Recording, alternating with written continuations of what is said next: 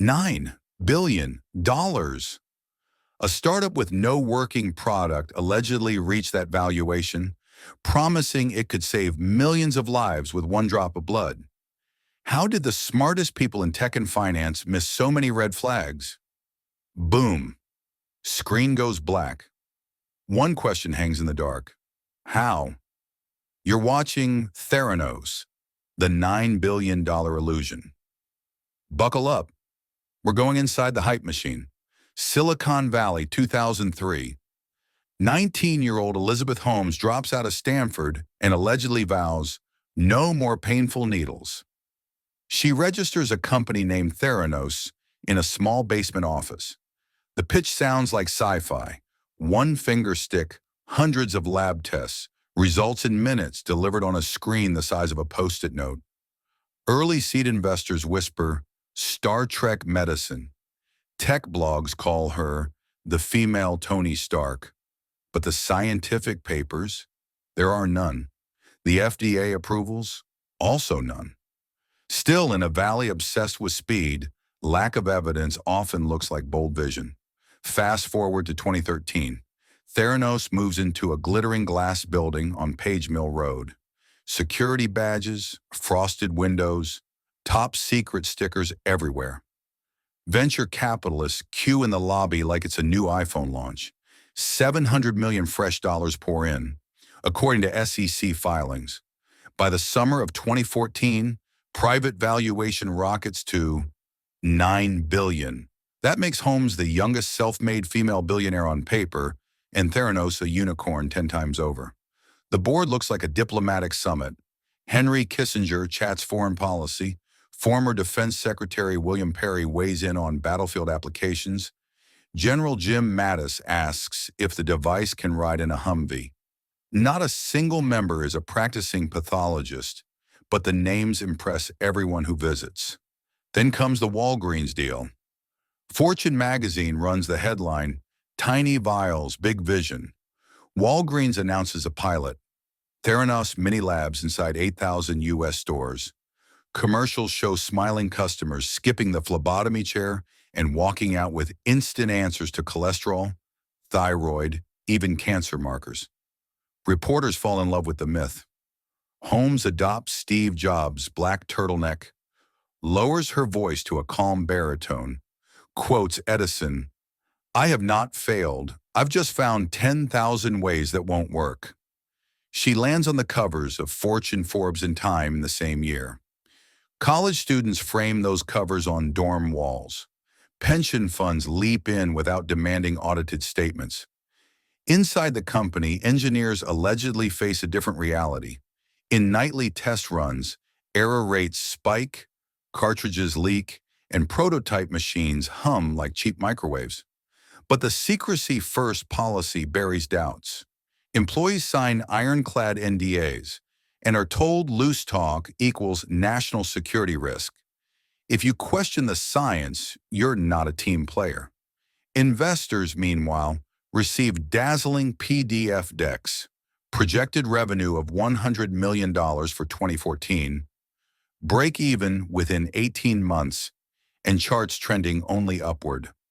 No outside lab is allowed to replicate a single test. No peer-reviewed journal sees the data. Yet every new round closes faster than the last because nobody wants to miss the next Apple, the next Tesla, the mythical unicorn that cures fear of needles. By late 2014, the hype meter is maxed out. Anchors on morning TV introduce Holmes as the youngest woman to build a billion-dollar health company from scratch. She smiles and says, we're just getting started. But in every rocket story, there is gravity. And for Theranos, gravity is about to assert itself violently. Tiny break for breath, back in a heartbeat.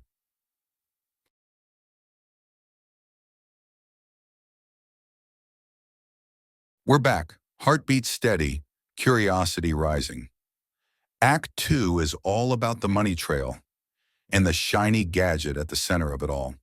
Picture the demo suite, dim lights, white lab coats, a sleek rectangle no larger than a toaster. Elizabeth Holmes calls it Edison after the Wizard of Menlo Park. One finger stick, 1 minute, instant data, so the promise goes. But reported by the Wall Street Journal, the wizardry is mostly smoke. Internal logs allegedly show error codes flashing like slot machines. Out of every 10 assays, 9 are quietly rerouted to a dusty Siemens Adva analyzer humming in the next room. Engineers joke that Edison's most reliable feature is its power button. Investors still fly in from London, Tokyo, Abu Dhabi. They surrender a few microliters of blood, sign stack-thick NDAs, and settle into leather chairs for a keynote-style show. While holographic graphs dance on the wall, the little vial allegedly rides a courier across town to a certified lab running standard equipment. The sample returns before the almond croissants cool.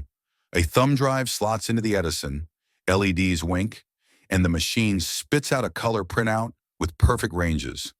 One visiting fund manager later recalls, "It felt like watching the future, so nobody wanted to ask old-fashioned questions."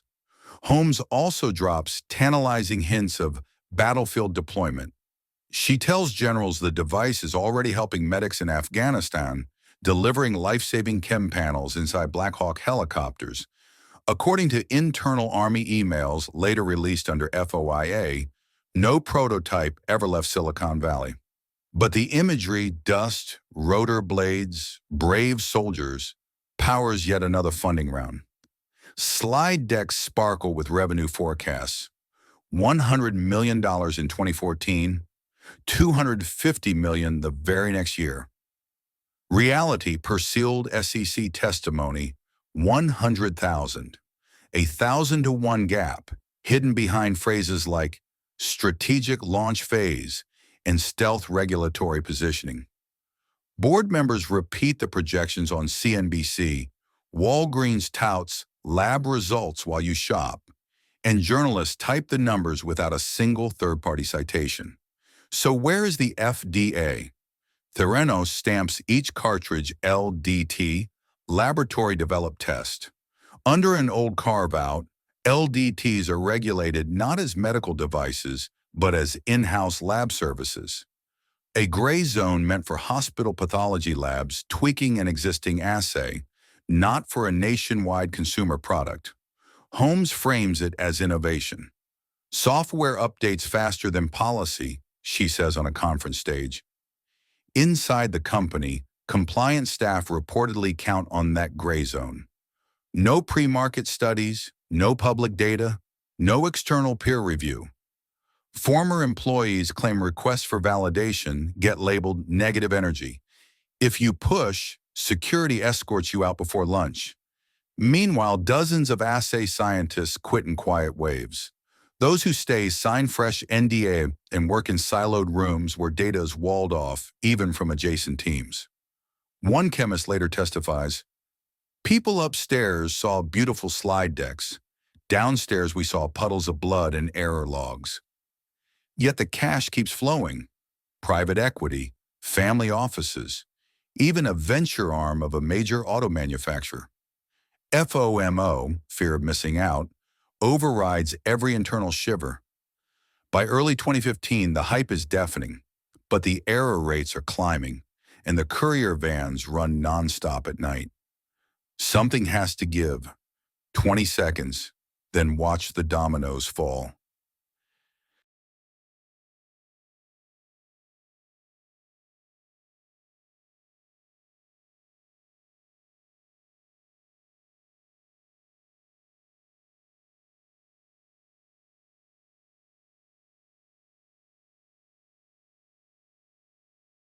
We're back. The spotlight is harsh, the curtain about to drop. Act 3, Collapse, Courtroom, and Consequences. October 15, 2015. The Wall Street Journal prints John Carreyrou's front-page exposé. Tests weren't run on Edison at all. Most used a Siemens machine next door. Within 48 hours, regulators pounce. January 2016. CMS sends a warning. Condition-level deficiencies, immediate jeopardy to patient health. July. The Newark, California lab license is revoked. Elizabeth Holmes and Sunny Bawani receive a 2-year ban from owning or operating any lab. Holmes releases a 4-sentence statement. We're working diligently to correct issues. Investors notice the word issues is plural. April 2017. Arizona's Attorney General forces Theranos to refund $4.65 million to 76,000 customers. It's the first time the company pays cash back instead of taking it in. March 2018. The SEC files civil charges. An elaborate, years-long fraud.